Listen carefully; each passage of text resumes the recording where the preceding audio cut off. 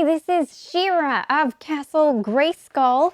Today I'm going to be showing you all of the models that you can expand with for your Masters of the Universe Force for Masters of the Universe Battleground miniature game. If you haven't heard of this game yet, you are missing out. It's great fun.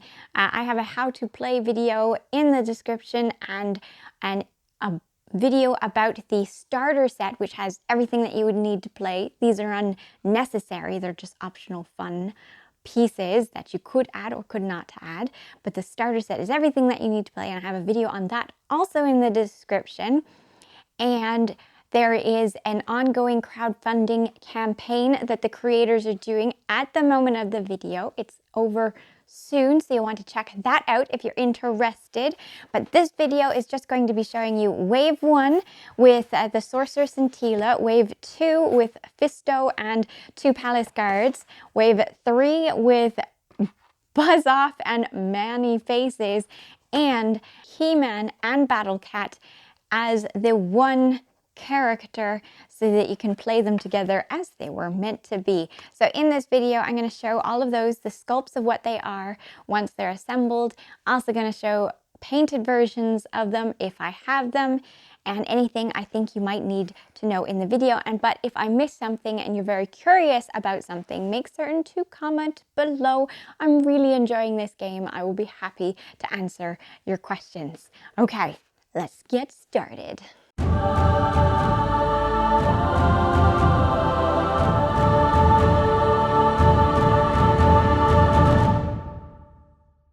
In the Masters of the Universe Wave 1 box, we have the Sorceress and Tila, 2 major characters in the original series, as well as new fate cards, equipment cards, and items for your characters, including a new item that creates 3 force fields. There is a little rules leaflet in this kit that explains special terrain, like the force fields and how to set them properly on the battlefield, as well as some interactions you may now discover when using these characters, or when using the evil warriors from Wave 1, since the pamphlet is the same in both Wave 1 boxes. The fate cards, glory card, equipment cards, and the item cards are unique to this box, so you will find different ones in the Wave 1 box for the evil warriors.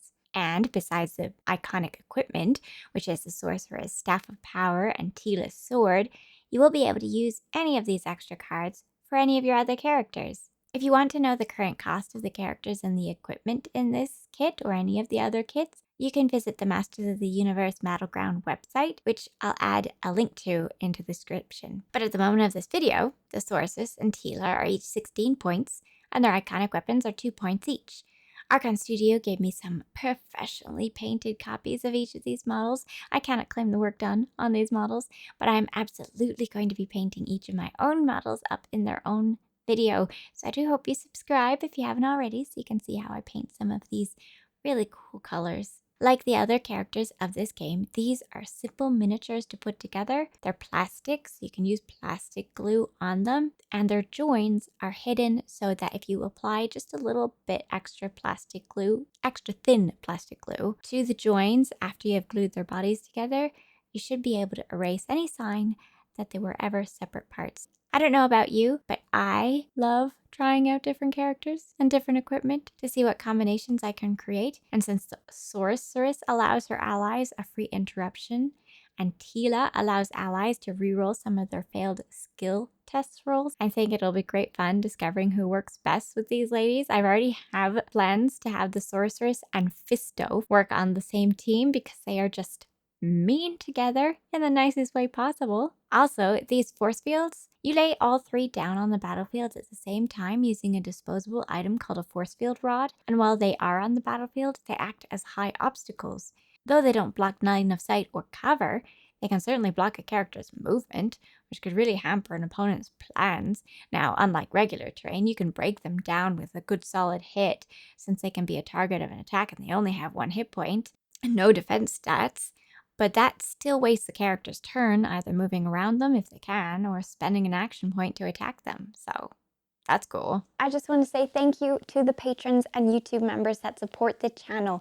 Now, my how to play video was sponsored by Archon Studios, but all of this is just me having fun, and the patrons allow me to do that. So I really appreciate you. And if you wanted to possibly become a patron of the channel to keep it going, then in the description will be how you can do that. In Wave 3 for the Masters of the Universe, we have Buzz Off and Many Faces. And if you have never heard the names of the side characters in the He-Man universe before, you are missing out. Buzz Off and Many Faces. That's just so ridiculous. I love it. So my personal favorite, though, of all time, by the way, is a sorceress by the name of Castaspella. She is totally going into my She-Ra force when I make the Great Rebellion force. I don't care what she does.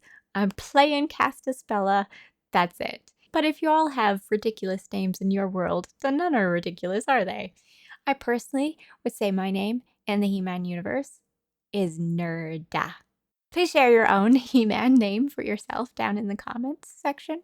I would love to see them. I haven't tried either of these characters yet, but I'm very curious what Buzz Off's free jumps might do in the game. And I did see the visor in this set, which allows the character wielding it to interrupt not only enemy movement, but also enemy attacks.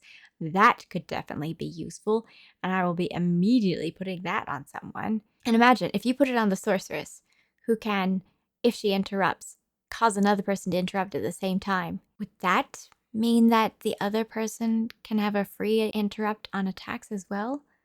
I'm gonna have to look into that. Anyway, that reminds me, in Wave 5, which I'll be showing you next, there is a spell called Chain Lightning. And do you know who could use that spell the most effectively? Orko.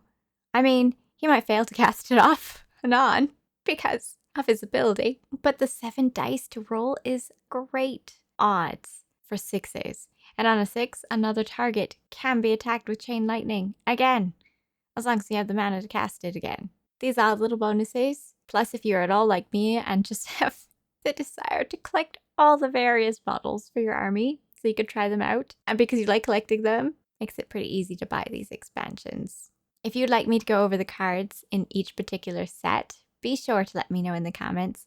I'll play with them a bit first, try them out, and then come back with my gained knowledge. So far, everything seems to be fairly balanced.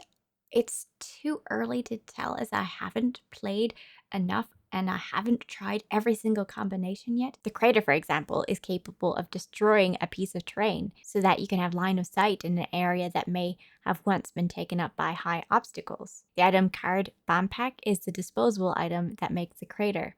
I think it's a lot of fun to test these all out. They certainly try for balance, and there's so much variability, so much chance involved that they really make it so that you want to play more than one game in an evening. Here is the Wave 5 box, and this box has Fisto, who is a really good character in my opinion, and the masterfully named Palace Guard A and Palace Guard B. I haven't tried the Palace Guards out yet, but I have seen Fisto in action, and he gets a free attack immediately after a move action if you give him his Metal Fist.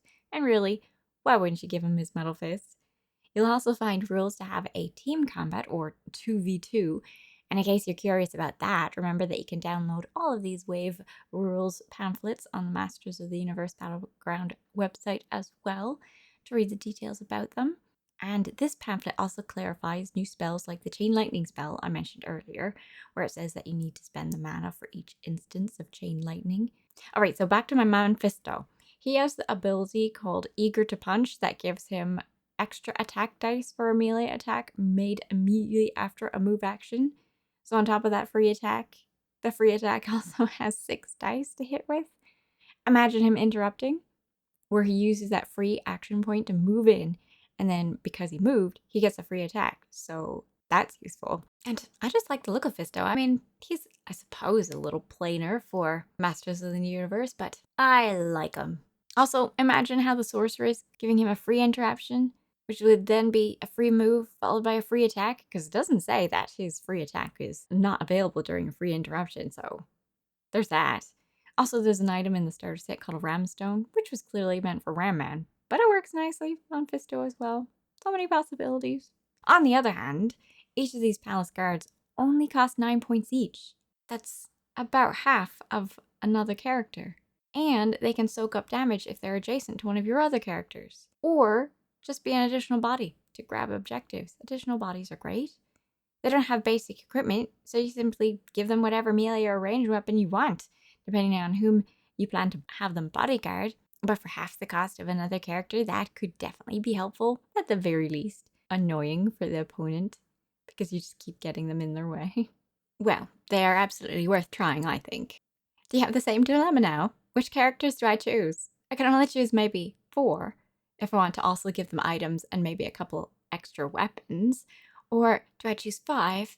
No items, just manpower. Well, in either case, here is the last model to show you in this video. It's He-Man with Battlecat. If anyone else wondered where in the world Cringer was in the starter set, well, here you are now. I am still waiting for a Battlecat model by himself, honestly. Even if he had a rule where he could only be played with He-Man, which is perfectly respectable. But this is a great looking model anyway. I am still on the fence about whether the stats of this character overcomes the cost to play him, which is 30 at the moment. Well, it's only 11 points more than He-Man alone, for 3 more hit points and no longer the restriction of gaining mana from fake cards. And though he can't focus to move farther, his lead by example ability allows him to make a free move action during an ally's turn, even using the ally's mana to do so. So that's interesting. I have to try him out, for sure. After I paint him up, of course. I don't have a copy of this one painted. So I think He-Man and Battlecat will be my first painting tutorial for Battleground. So I hope you subscribe so you can watch that when it comes out. I'm also going to be matching the base color with the colors of the battlefield. So that would be another reason to watch the video. If you are painting these models yourself though, you will want to keep He-Man off the base until after these 2 are both painted. I wanted to show you him complete, so I didn't, but you absolutely should. You'll get to see me struggle in the painting video, but that's all right. That'll be a lesson on how to not paint a section while looking like you did paint it. Thanks for watching. I hope you enjoyed the video. If you haven't already, maybe like the video. If you stayed this long, then I think you might like it. So give it a like. Let it spread out to anyone else who might also enjoy this video. And subscribe to the channel if you haven't already. And I will catch you in the next one. Bye! I know I don't get to show off this outfit enough, do I? Well, once it's summertime out there, I will be totally frolicking in the grass as She-Ra, as it was meant to be. But it is cold out there yet, because I live in a cold place. Soon we shall see a frolicking She-Ra, and there will be onlookers that are wondering what has happened to my mind, and I will enjoy it immensely. And maybe I can convince other characters to join in with me. Ah, that would be so great. Okay. Oh, I got plans. Okay, bye.